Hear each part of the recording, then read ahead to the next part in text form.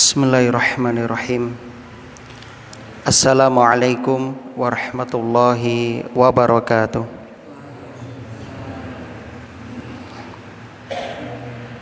Innal hamdalillah nahmaduhu wa nasta'in wa nastaghfiruh wa na'udzu billahi min syururi anfusina wa sayyiati a'malina. May yahdihillahu fala mudhillalah wa may yudlil fala hadiyalah. Asyhadu an la ilaha illallah wahdahu la syarikalah wa asyhadu anna Muhammadan abduhu wa rasuluh. Wallahu ta'ala fil Qur'an, a'udzu billahi minasyaitonir rajim.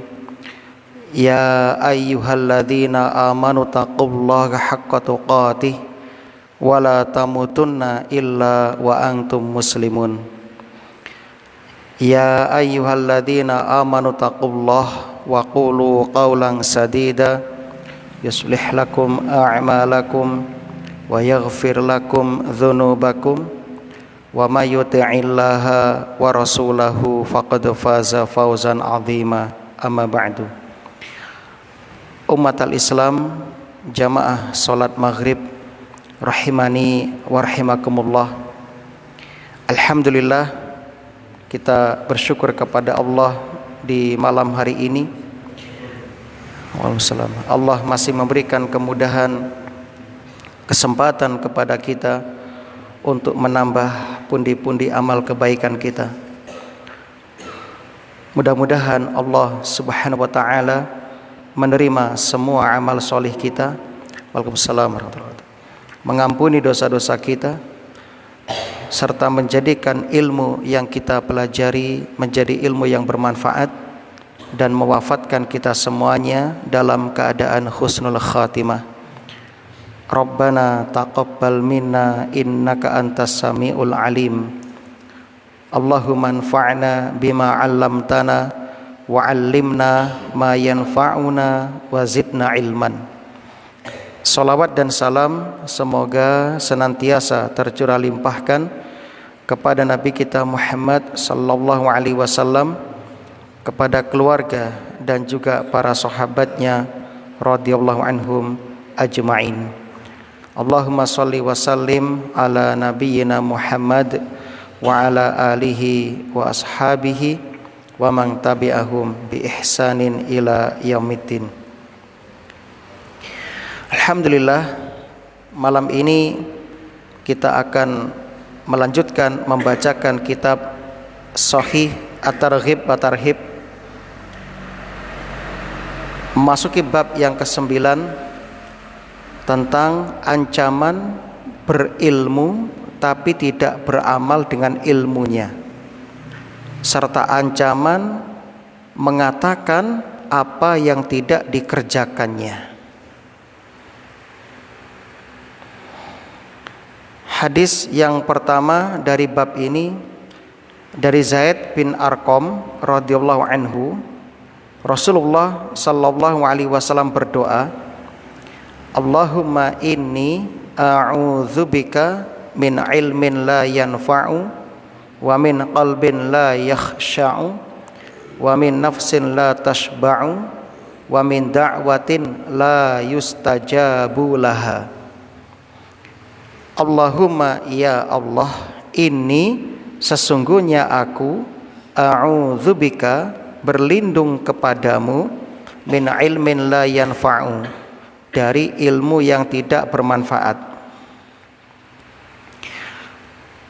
wa min qalbin la yakhsha'u dari hati yang tidak khusyuk, wa min nafsin la tashba'u dari nafsu yang tidak pernah puas atau kenyang, wa min da'watin dan dari doa la yustajabu laha yang tidak diijabahi atau yang tidak mustajab. Hadis ini sahih riwayat Muslim, At-Tirmidzi dan An-Nasa'i. Ini potongan dari hadis yang agak panjang. Kaum muslimin rahimani wa rahimakumullah, Hadis ini memberikan penjelasan kepada kita. Yang pertama, kita dianjurkan berlindung kepada Allah dari ilmu yang tidak bermanfaat. Dan banyak hadis-hadis yang lain yang Nabi ajarkan kepada kita. Waalaikumsalam.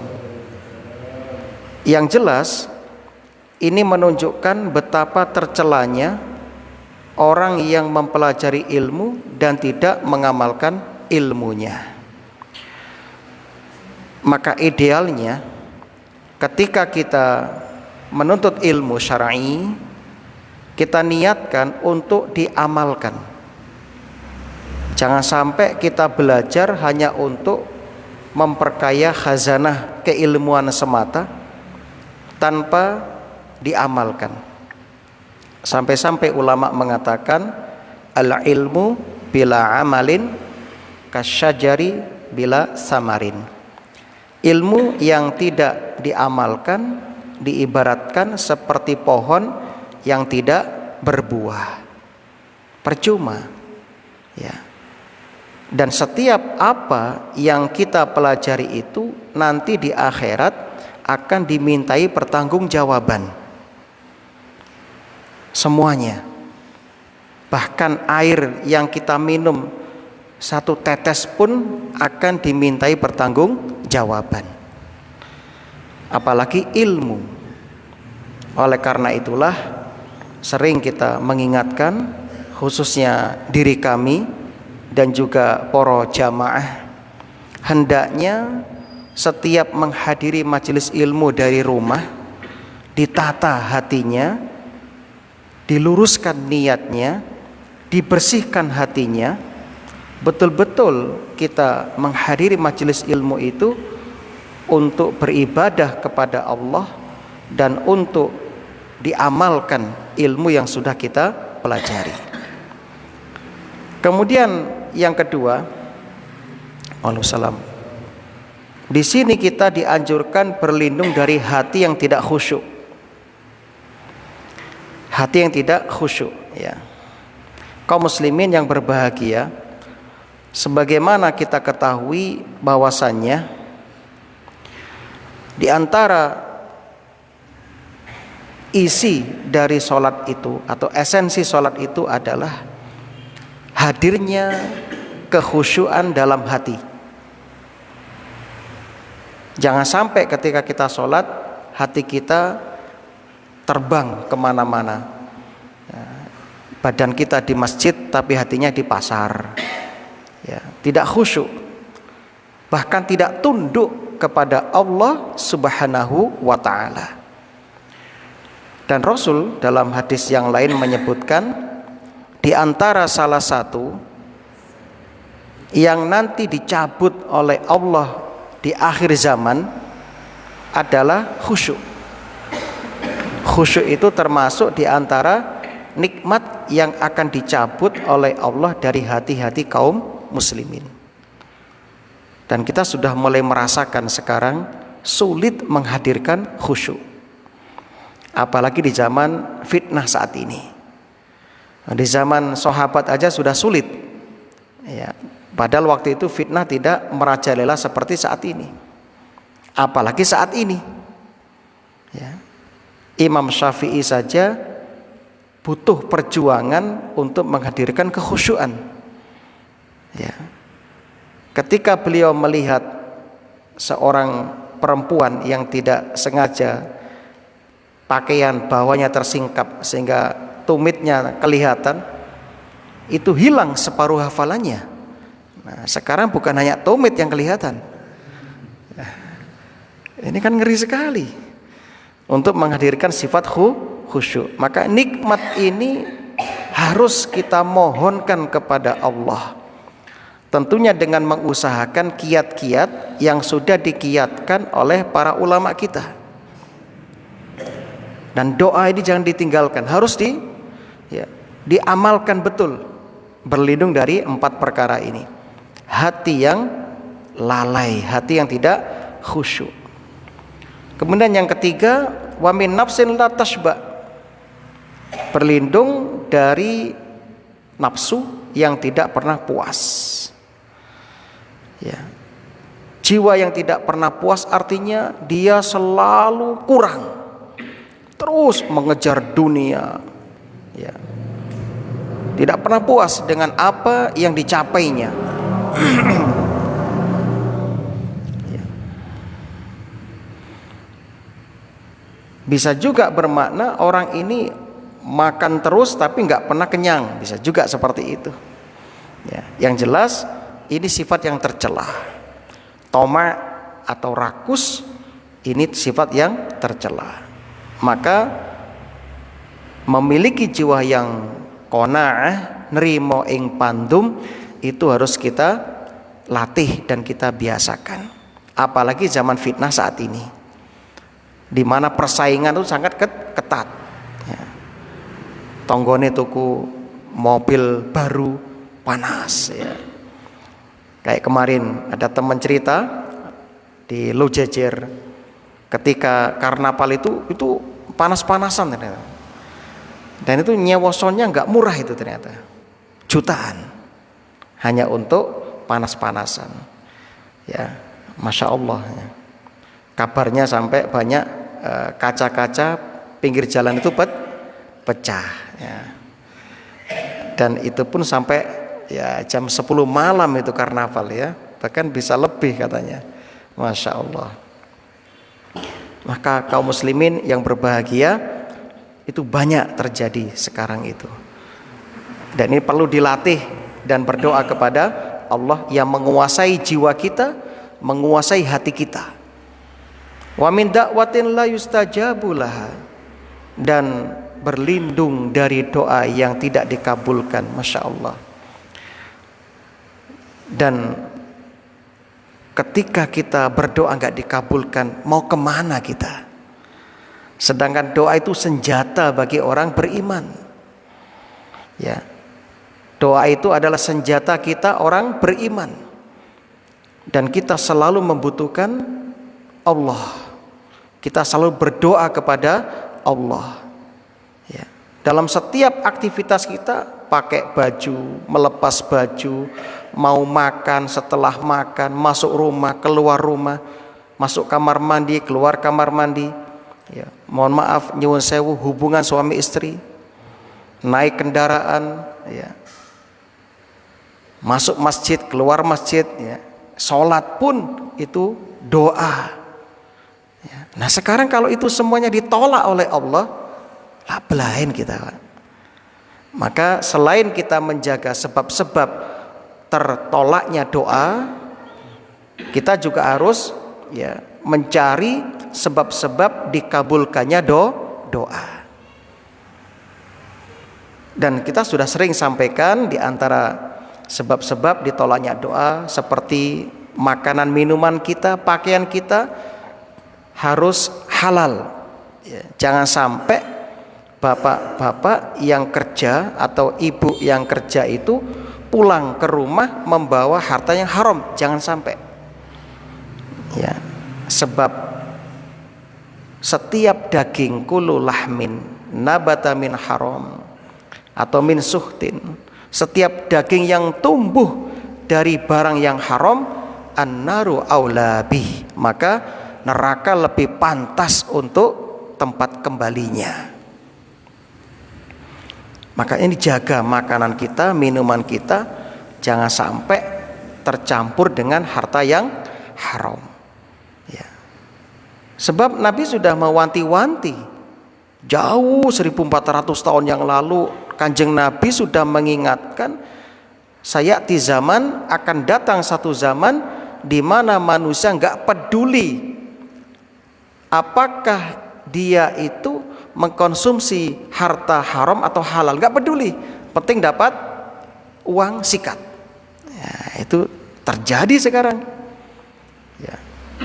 Jelas-jelas Quran melarang kita mengkonsumsi riba, malah riba sekarang digalakkan. Nah, dan banyak orang yang kalau nggak, ya, ngambil riba itu gimana itu, nggak semangat katanya. Nah, Pokoknya lah gak duwe utang itu gak semangat kerja gitu kan. Katanya hutang itu untuk penyemangat kerja. Karena dia merasa diuber oleh setoran, oleh petugas bank, sehingga kerjanya semangat. Masya Allah. Nah, suplemen. Itu ada yang ngomong kayak gitu. Nah, saya punya teman, ya manajer lah di sebuah perusahaan yang jual beli motor. Saya tanya, kamu kan sudah tinggi kedudukannya, apa tugas kamu? Ya apa itu, motivasi anak buah sales supaya hutang.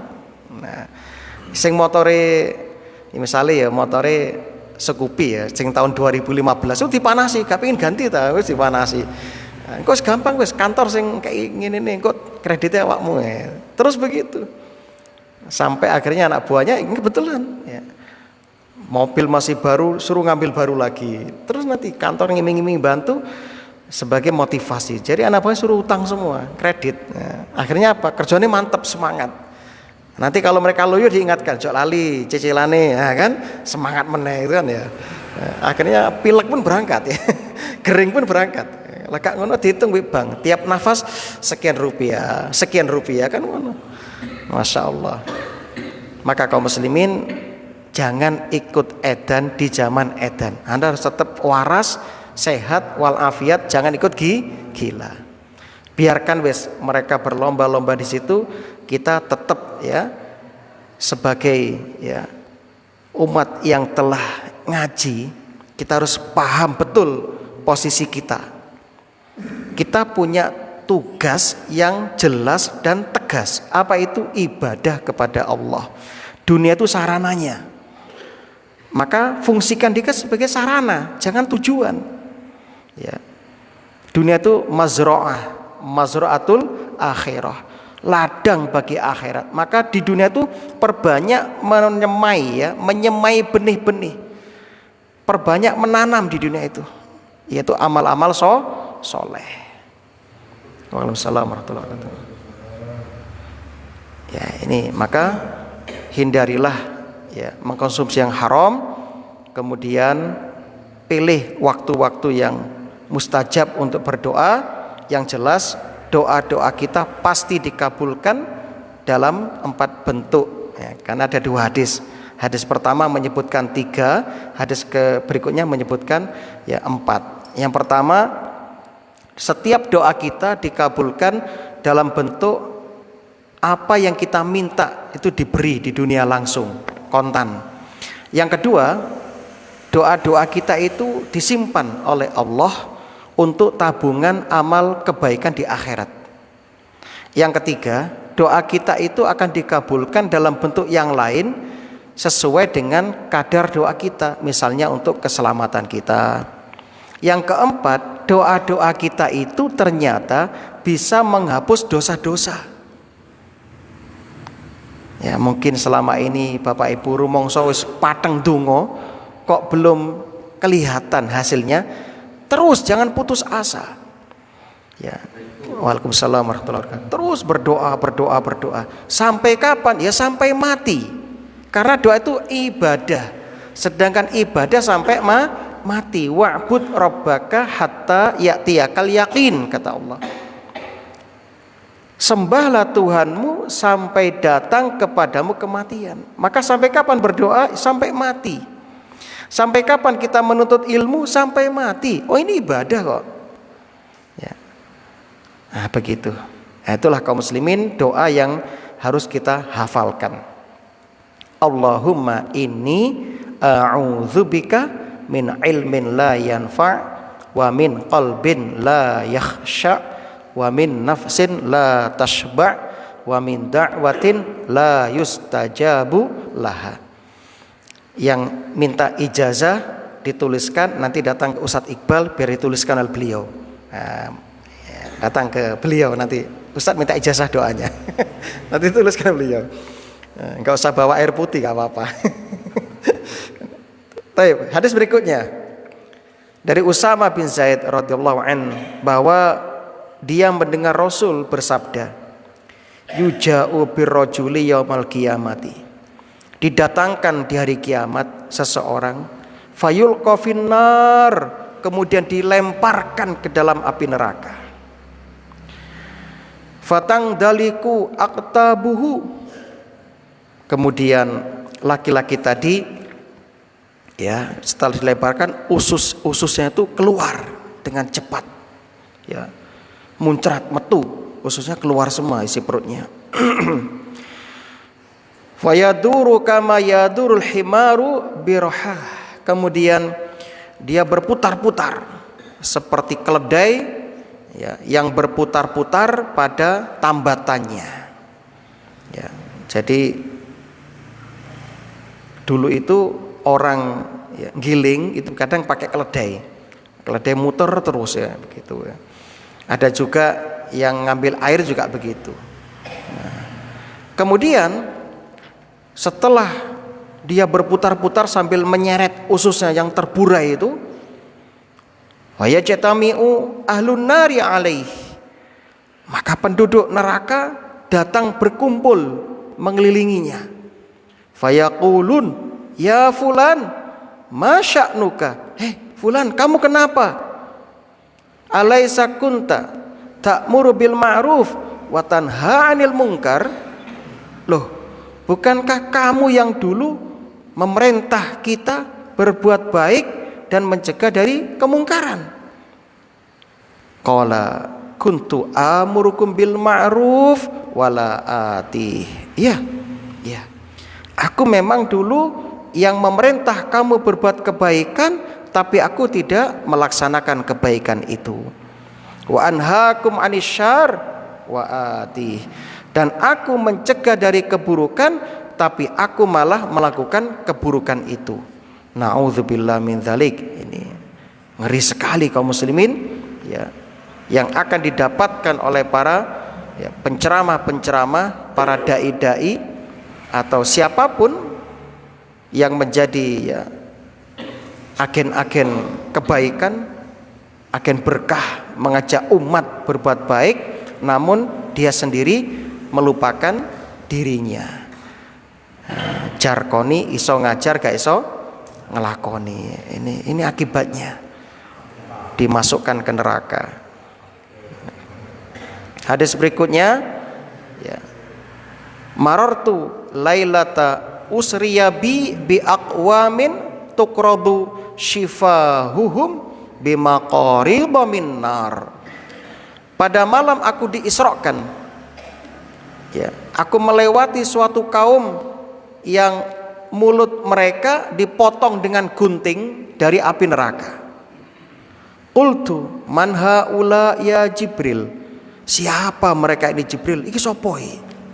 Qala khutaba'u ummatik, ini para khotib umatmu. Wah, ini para khotib ya, para penceramah. Alladzina yaquluna ma la yaf'alun, mereka ini orang-orang yang mengatakan apa yang tidak mereka perbuat. Rawahu al-Bukhari dan Muslim. Maka kaum muslimin ya, ini ancaman bagi siapa-siapa yang menyampaikan sebuah ilmu namun dia sendiri jauh dari mengamalkan ilmu tersebut. Maka doa tadi jangan ditinggalkan kaum muslimin. Kemudian ya, dalam hadis yang lain riwayat Ibnu Hibban, wa yaqra'una kitaballah wa la ya'maluna bih, mereka membaca Al-Quran tetapi tidak mengamalkan isi Al-Quran. Quran mengharamkan, dia menghalalkan. Quran menghalalkan, dia malah mengharamkan. Nah, Quran memerintahkan kullil mu'minin yaghuddu min absarihim wa yahfazu furujahum. Katakan kepada orang-orang yang beriman, tundukkan pandangan kalian, jaga kemaluan kalian. Malah meripati jelalatan ya, lirak-lirik ya, dan sebagainya ketika di jalan. Alasannya cuci mata, delok sing ijo-ijo. Ben awet nom jadi ini. Masya Allah. Ya, saya punya teman sudah pensiun, saya tanya, loh sampean kok sih seweger awet nom Pak? Alhamdulillah. Saya itu tiap pagi lihat yang hijau-hijau Ustaz. Maksudnya saya ngejar di Bima Ustaz. Di sana tuh hijau-hijau katanya. Masya Allah, sampai wis tua. Gak wedi lah Pak. Ya. Masya Allah ya. Ya orang awam ini memang begitu ya, ngentengke masalah dosa itu. Jadi tiap pagi itu sing salaman itu bas. Ya, di sekolah umum ya seperti itu. Ya. Maka kaum muslimin yang bahagia, ini banyak terjadi di sekolah-sekolah umum di mana guru laki-laki itu bersalaman dengan siswi-siswi mereka yang sudah usia SMA.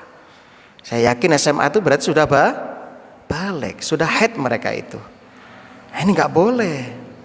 Walaupun guru ibaratnya orang tua kedua bagi anak-anak kita, tapi ada batasan-batasan dalam syariat. Nah, bahkan mereka tuh dipeluk dan sebagainya. Ini nggak piye. Ya. Maka ini sesuatu yang miris ya dalam dunia pendidikan kita. Bagi kita yang mengerti hukum, nah, itu jangan sampai dilakukan. Rasulullah Shallallahu Alaihi Wasallam itu tidak pernah seumur hidupnya menyentuh wanita ajnabiyah, wanita yang bukan mahram. Bahkan Nabi lebih senang tangannya ditusuk dengan besi daripada menyentuh wanita yang bukan mahramnya. Masya Allah, itu Rasulullah panutan kita. Katanya setiap sekolah itu mengadakan acara maulud ya, di sekolah itu ya maksud saya. Mereka pasti punya ya, moto laqad kana lakum fi Rasulillah uswatun hasanah. Nah, sungguh telah ada pada diri Nabi suri tauladan yang terbaik. Tapi kenyataannya, nah ini. Maka kaum muslimin disinilah pentingnya dakwah terus ya digencarkan, didengungkan kepada mereka. Terus ingatkan, alhamdulillah dengan adanya media internet ya, YouTube dan sebagainya, kajian-kajian ustadz-ustadz sunnah sudah mulai banyak dikenal. Alhamdulillah. Mudah-mudahan dengan penyampaian yang santun ya, yang logis, yang sesuai dengan dalil itu bisa masuk kepada mereka. Alhamdulillah banyak yang hijrah. Nah, hadis berikutnya dari Abu Barzah Al-Aslami radhiyallahu anhu, ia berkata, Rasulullah sallallahu alaihi wasallam bersabda, la tazulu qadama 'abdin yaumal qiyamati hatta yus'ala an umrihi fima afnahu wa an ilmihi fima fa'ala fi wa an malihi min aina iktasabahu wa fima anfaqahu wa an jismihi fima ablahu. Rawahu at-Tirmidzi. Kedua telapak kaki anak cucu Adam di hari kiamat tidak akan bergeming dari hadapan Allah sampai ditanya tentang umurnya, untuk apa dihabiskan.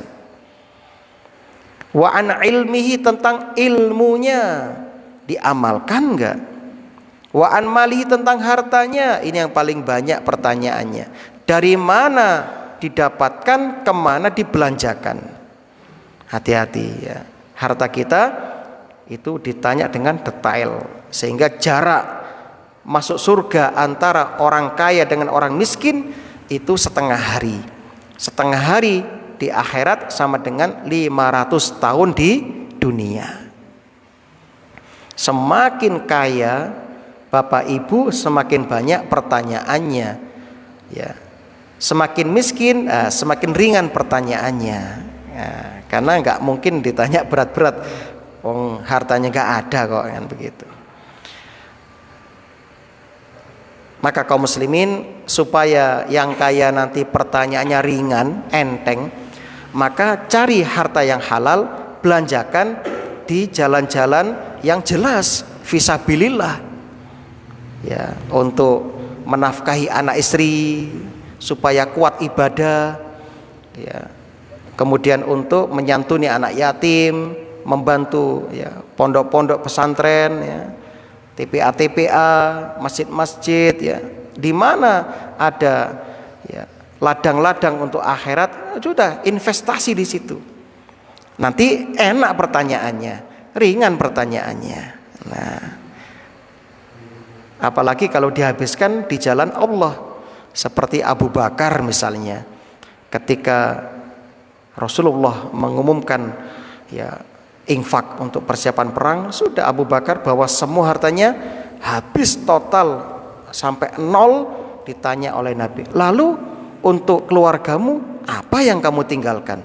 Apa jawabannya? Dengan tegas, mantap, Allah dan Rasulnya. Wah, ini iman yang gak tertandingi ini, ya. Umar saja gak sanggup, Umar separuh aja separuh yang diinfakkan. Makanya Umar rumongso iso ngalahke Abu Bakar, ternyata masih belum mampu, ya, hebat. Makanya surga yang paling tinggi setelah Nabi ya Abu Bakar As-Siddiq radhiyallahu anhu. Minimal Bapak Ibu, kalau nggak mampu mengejar keimanan Abu Bakar, minimal kita cinta kepada Abu Bakar radhiyallahu anhu. Sebab Nabi menyebutkan, ya, bahwasanya orang yang mencintai itu akan dikumpulkan dengan orang yang dicintainya, ya. Almar'u ma'aman ahab. Seseorang itu akan dikumpulkan di akhirat bersama yang dicintainya. Maka kita tulus mencintai para sahabat radhiyallahu anhum ajma'in, menjaga nama baik sahabat, membela para sahabat ketika dinistakan, ya, dengan harapan semoga kita dikumpulkan dengan mereka karena cinta kita yang tulus kepada mereka lillahi ta'ala. Minimal kita membaca sejarah mereka, kemudian apa yang mampu kita ambil dari mereka kita amalkan. Nah, begitu.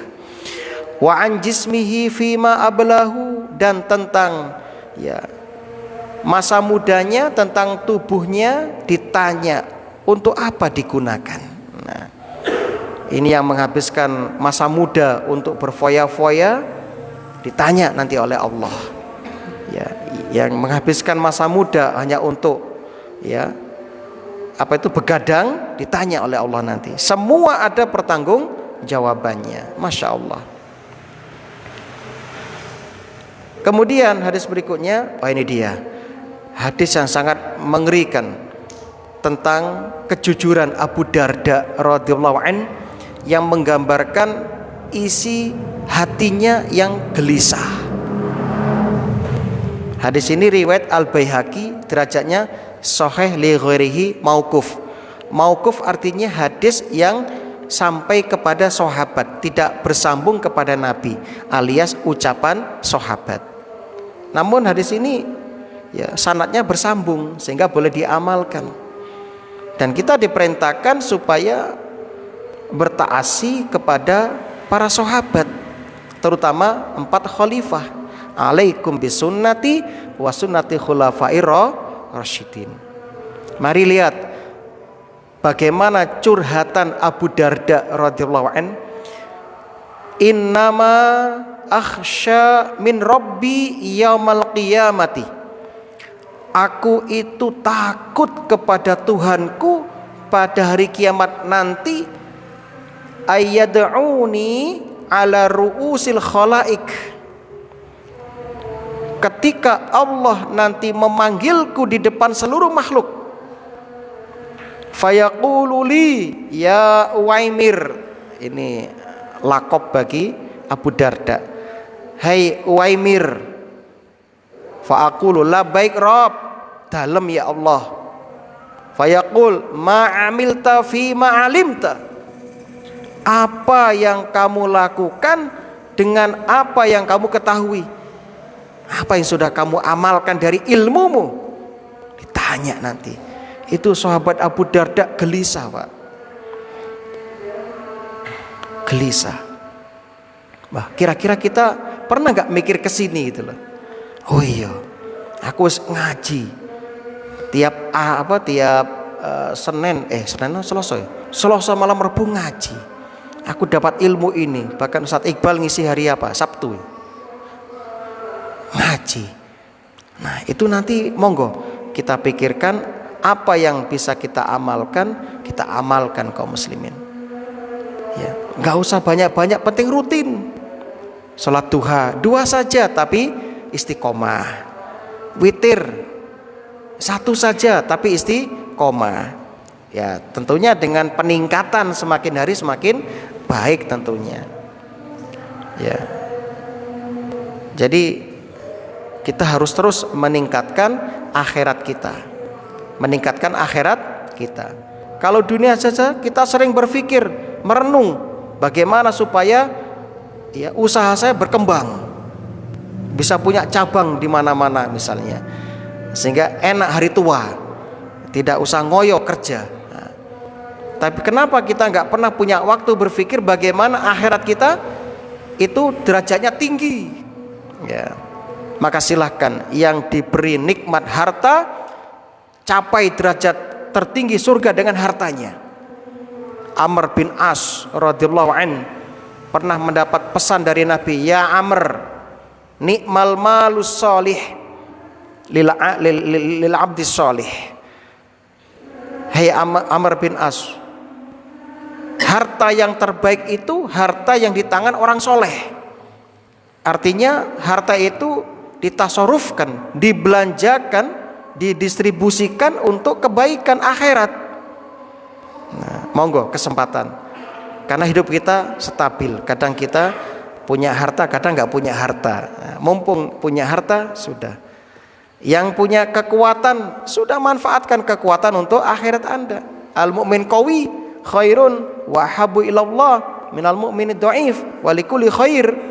Ya, ihris ala ma yanfa'uka wasta'in billah wala ta'jaz.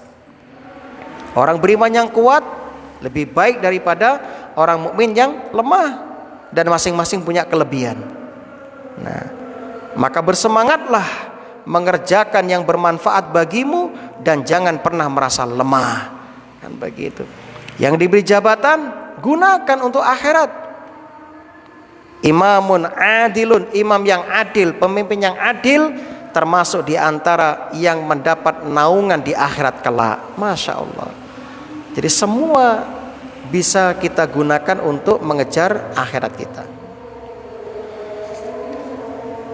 Hadis berikutnya, masalul ladzi yu'allimun nasal khaira wa yansa nafsah, perumpamaan orang yang mengajarkan kebaikan kepada manusia kemudian melupakan dirinya sendiri, masalul fatilah tudhi'u 'alan nas wa tahriku nafsaha.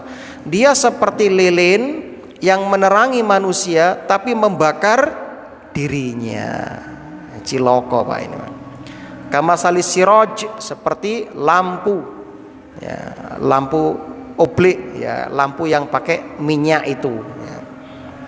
Nah, yang terakhir, inna akhwafa ma akhafu alaikum ba'di, sesungguhnya perkara yang paling aku takutkan bagi kalian sesudahku, kullu munafikin alimil lisan, setiap orang munafik yang ahli berbicara.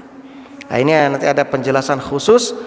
Nanti insya Allah di awal bulan kita akan jelaskan ciri-ciri munafik zaman now, ya, zaman sekarang. Nah begitu, agar kita tahu apakah kita termasuk munafik atau tidak. Nah saya kira itu, semoga ini bermanfaat. Ya, mohon maaf untuk kekhilafan saya, ya, kesalahan kami entah itu disengaja atau tidak. Dan kita doakan mudah-mudahan apa yang kita sampaikan ini betul-betul meresap dan dipahami, kemudian dimudahkan oleh Allah untuk kita eksekusi dalam kehidupan kita sehari-hari. Subhanakallahumma wa bihamdika asyhadu an la ilaha illa anta astaghfiruka wa atubu ilaik. Aqulu ma tasma'un. Assalamualaikum warahmatullahi wabarakatuh.